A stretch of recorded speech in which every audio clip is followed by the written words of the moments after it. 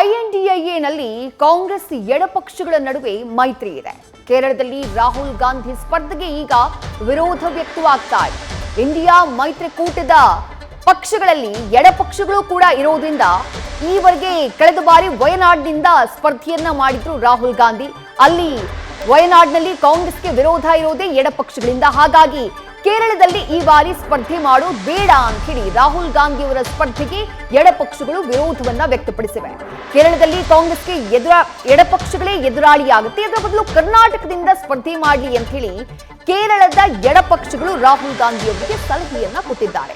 ಈ ಬಗ್ಗೆ ಮತ್ತಷ್ಟು ಡೀಟೇಲ್ಸ್ ನಮ್ಮ ಪ್ರತಿನಿಧಿ ಚಂದ್ರಮೋಹನ್ ನೀಡ್ತಾ ಹೋಗ್ತಾರೆ. ಚಂದ್ರಮೋಹನ್, ಇಂಡಿಯಾ ಮೈತ್ರಿಕೂಟದಲ್ಲಿ ಎಡಪಕ್ಷಗಳು ಇರುವಂತಹ ಕಾರಣದಿಂದಾಗಿ ಕೇರಳದಲ್ಲಿ ಸ್ಪರ್ಧೆ ಬೇಡ, ಹೋಗಿ ಬಿಜೆಪಿ ವಿರುದ್ಧ ಕರ್ನಾಟಕದಲ್ಲಿ ಸ್ಪರ್ಧೆ ಮಾಡಿ ಅಂತ ಹೇಳಿ ರಾಹುಲ್ ಗಾಂಧಿಗೆ ಸಲಹೆಯನ್ನ ಕೊಟ್ಟಿರೋದು. ರಾಹುಲ್ ಗಾಂಧಿ ಈ ಸಲಹೆಯನ್ನ ಸ್ವೀಕಾರ ಮಾಡ್ತಾರಾ ಅಂತ ಹೇಳಿ? ಸದ್ಯ ವಿದೇಶಿ ಈ ಪ್ರಶ್ನೆಗೆ ರಾಹುಲ್ ಗಾಂಧಿ ಮತ್ತು ಕಾಂಗ್ರೆಸ್ ಪಕ್ಷ ಉತ್ತರವನ್ನು ನೀಡಬೇಕಾಗಿದೆ. ಆದರೆ 2019 ಲೋಕಸಭಾ ಚುನಾವಣೆಯಲ್ಲಿ ಉತ್ತರ ಪ್ರದೇಶದ ಅಮೇಥಿಯ ಜೊತೆಗೆ ರಾಹುಲ್ ಗಾಂಧಿ ಅವರು ಕೇರಳದ ವಯನಾಡು ಲೋಕಸಭಾ ಕ್ಷೇತ್ರದಿಂದಲೂ ಕೂಡ ಸ್ಪರ್ಧೆಯನ್ನು ಮಾಡಿದರು. ಅಮೇಥಿ ಕ್ಷೇತ್ರದಲ್ಲಿ ಸೋತರು, ಆದರೆ ವಯನಾಡು ಕ್ಷೇತ್ರದಿಂದ ಲೋಕಸಭೆಗೆ ಆಯ್ಕೆಯಾದರು. ಈಗ 2024 ಲೋಕಸಭಾ ಚುನಾವಣೆಗೆ ಇನ್ನು 5-6 ತಿಂಗಳು ಮಾತ್ರ ಬಾಕಿ ಇದೆ. ಇಂತಹ ಸಂದರ್ಭದಲ್ಲಿ ಈಗ ಎಡಪಕ್ಷಗಳು ಕೂಡ ಕಾಂಗ್ರೆಸ್ ನಾಯಕ ರಾಹುಲ್ ಗಾಂಧಿ ಅವರಿಗೆ ಈಗ ಮುಂದಿನ ಲೋಕಸಭಾ ಚುನಾವಣೆಯಲ್ಲಿ ನೀವು ಕೇರಳದ ವಯನಾಡು ಕ್ಷೇತ್ರದಿಂದ ಸ್ಪರ್ಧೆ ಮಾಡುವಂಥದ್ದು ಸೂಕ್ತ ಅಲ್ಲ. ಯಾಕೆಂತಂದ್ರೆ ಕೇರಳ ರಾಜ್ಯದಲ್ಲಿ ಈಗ ಎಡಪಕ್ಷಗಳ ಆಳ್ವಿಕೆ ಇದೆ, ಜೊತೆಗೆ ಕೇರಳದಲ್ಲಿ ಎಡಪಕ್ಷಗಳು ಪ್ರಬಲವಾಗಿವೆ. ಹಾಗಾಗಿ ಕಾಂಗ್ರೆಸ್ ಪಕ್ಷದ ನಾಯಕರಾಗಿ ನೀವು ಎಡಪಕ್ಷಗಳ ವಿರುದ್ಧವೇ ಅಲ್ಲಿ ಹೋರಾಟ ನಡೆಸ್ತಕ್ಕಂಥದ್ದು ಸರಿಯಲ್ಲ. ಇದರಿಂದಾಗಿ ಮಿತ್ರ ಪಕ್ಷಗಳಲ್ಲೇ ಸರಿಯಾದಂಥ ಹೊಂದಾಣಿಕೆ ಇಲ್ಲ, ಮತ್ತೆ ಗೊಂದಲ ಇದೆ, ಮತ್ತು ಮಿತ್ರ ಪಕ್ಷಗಳೇ ಪರಸ್ಪರರ ವಿರುದ್ಧ ಹೋರಾಟ ಮಾಡುವಂಥ ಪರಿಸ್ಥಿತಿ ನಿರ್ಮಾಣ ಆಗುತ್ತೆ.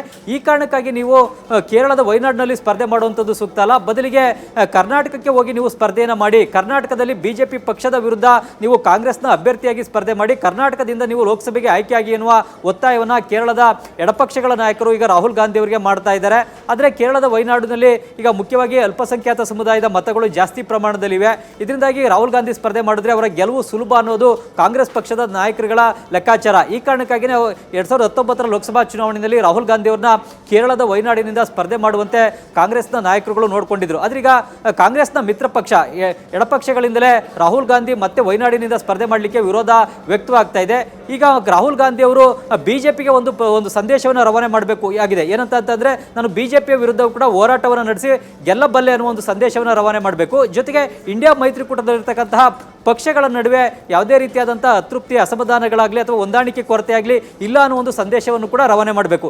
ಈ ಕಾರಣಕ್ಕಾಗಿಯೇ ಬಿಜೆಪಿ ಪ್ರಬಲವಾಗಿರ್ತಕ್ಕಂಥ ರಾಜ್ಯಗಳಲ್ಲಿ ಹೋರಾಟ ಮಾಡಿ ಆ ರಾಜ್ಯದಿಂದ ಲೋಕಸಭೆಗೆ ರಾಹುಲ್ ಗಾಂಧಿ ಆಯ್ಕೆ ಆಗಲಿ. ಇದರಿಂದಾಗಿ ಇಡೀ ದೇಶಕ್ಕೂ ಕೂಡ ಒಂದು ಪ್ರಬಲವಾದಂತಹ ಸಂದೇಶವನ್ನು ರಾಹುಲ್ ಗಾಂಧಿ ರವಾನೆ ಮಾಡಿದಂತಾಗುತ್ತೆ. ತಾನು ಬಿಜೆಪಿಯಂತಹ ಪ್ರಬಲ ಪಕ್ಷದ ವಿರುದ್ಧವೂ ಕೂಡ ಸ್ಪರ್ಧೆ ಮಾಡಿ ಗೆಲ್ಲಬಲ್ಲೆ ಅನ್ನೋ ಒಂದು ಸಂದೇಶವನ್ನು ರಾಹುಲ್ ಗಾಂಧಿ ರವಾನಿಸಲಿ ಅಂತೇಳಿ ಈಗ ಎಡಪಕ್ಷಗಳು ಕೂಡ ಒತ್ತಾಯವನ್ನು ರಾಹುಲ್ ಗಾಂಧಿ ಅವರಿಗೆ ಮಾಡ್ತಾ ಇದ್ದಾರೆ. ಆದರೆ ಇದಕ್ಕೆ ಸಂಬಂಧಪಟ್ಟಂತೆ ಈಗ ರಾಹುಲ್ ಗಾಂಧಿ ಮತ್ತು ಕಾಂಗ್ರೆಸ್ ಪಕ್ಷದ ನಾಯಕರುಗಳು ಯಾವುದೇ ಪ್ರತಿಕ್ರಿಯೆಯನ್ನ ನೀಡಿಲ್ಲ. ವಿದೇಶಿ ಥ್ಯಾಂಕ್ ಯು ಚಂದ್ರಮೋಹನ್ ತಮ್ಮೆಲ್ಲ ಡೀಟೇಲ್ಸ್ಗೆ. ನ್ಯೂಸ್ ಫಸ್ಟ್ ನಿರ್ಭೀತಿಯಿಂದ ನಿಮ್ಮ ಪರವಾಗಿ.